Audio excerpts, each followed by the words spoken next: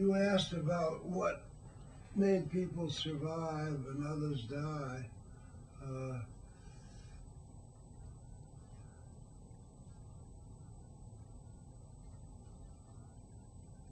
I must say that the most resourceful fellows in the prison camp were John Murphy and Jose Holquin and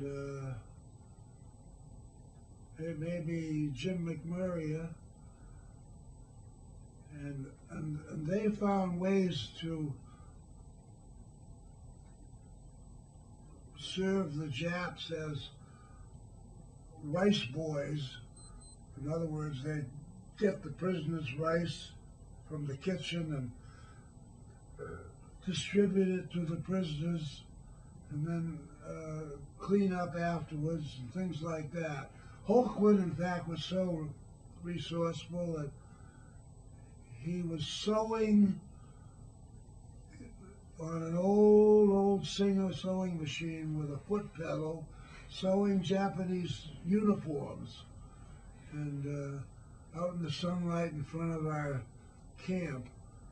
And Murphy was resourceful enough that he told the Japs he could make them cigarettes or cigars he made a little rolling machine, you know, like you've seen them, the roll cigarettes.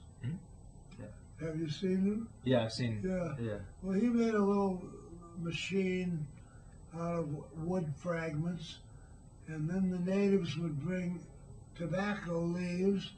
Murphy would have us all cutting up the leaves, and he'd roll cigars in his little machine and put them in a box and present them to the Japs, who were quite thought that was quite impressive.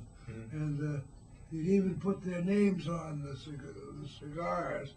And fortunately for us, we were able to get a smoke now and again during this operation. So these people were more resourceful than the bunch of us, most of us, and I think that helped sustain them. Right. There may be a picture in the book of the prisoners that were able to walk out of the prison, but they were there was 5 of them that were in pretty decent shape compared to Kepcher and me, and I was in the absolute worst shape of all. I don't know whether I'd lasted much longer.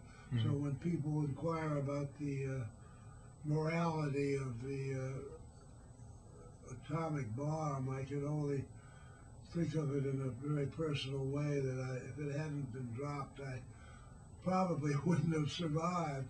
But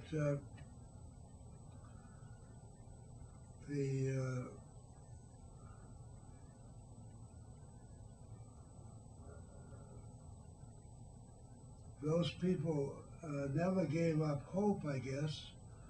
And at one point, I was pretty close to giving up hope. I remember I used to put my blanket over my head, perhaps because I wanted to escape the scene completely. But Murphy wouldn't let me go that easily. He'd say, "You umpty blankety blank cowardly bastard, get out from under that blanket," you know. And he made me so mad that I'd pull the blanket off and say, "Murphy, if I ever survive this, I'm going to kill you," you know. And so I think I always said that John prodded me into life. And in fact, I visited him on 3 different occasions in Australia and New Guinea. And so I never had any hard feelings. I think I recognized that he had really saved my life. But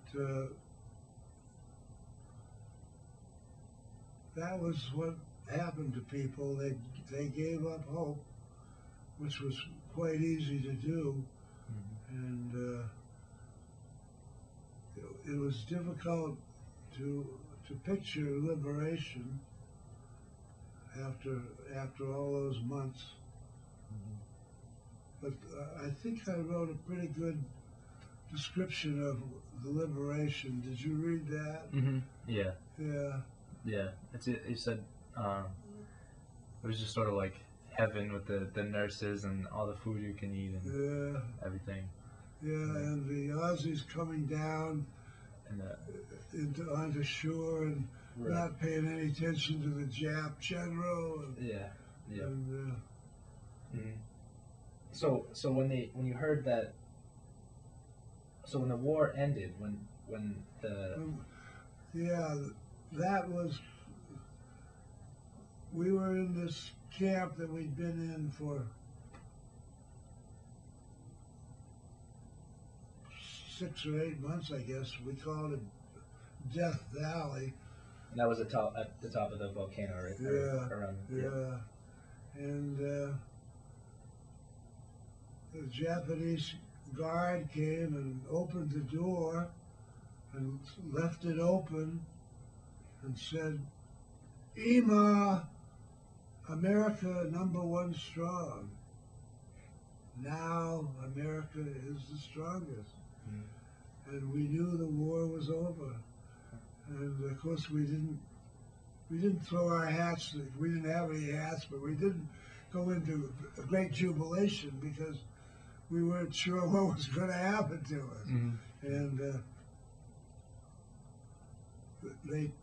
they took us up to their office where they had a table spread with little piles for each prisoner: sherry, scotch, milk, cookies. And they bowed, you know. Now we can be friends. Oh, so Yeah. Now we can be friends. probably not what you expected at all. And so we took our treasures back to our little shack and proceeded to get drunk on half a bottle of sherry or something. And we walked around there outside, but not very far, because we were afraid that some Jap soldier would come along and shoot us. But and then they, as I said, they burned our place down and moved us again to a nicer place. Gave us new blankets and new loincloths, fundushis they call them, and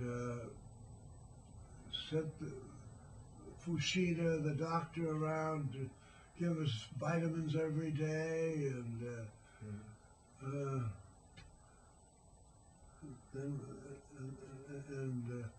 we of course didn't know when we were going to be liberated or if we were going to be liberated.